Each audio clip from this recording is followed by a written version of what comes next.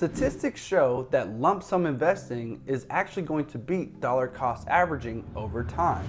Here's why that is. So if you are a beginning investor, you may be wondering, where exactly do I get started in my investing journey?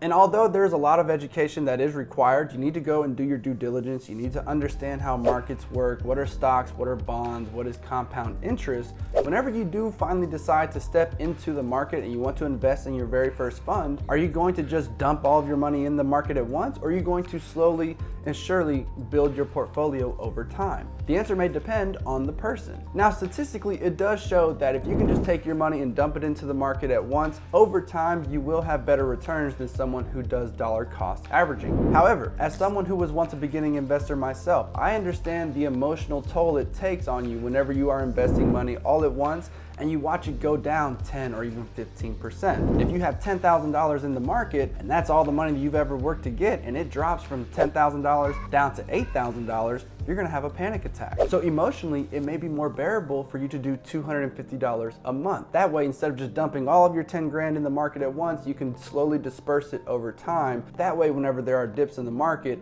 it's not as emotionally taxing on you. Now again, it is all about time in the market versus timing the market. So if you can get more money invested in the market now, it actually will help you out in the long term. So again, the two terms I want you to understand: lump sum investing, taking all of your money and just dumping it into the market at once. And then there's dollar cost averaging, where let's say if you want to invest $12,000 in a year, you'll take $1,000 and invest it every single month instead of taking the full 12 grand and investing it all at once.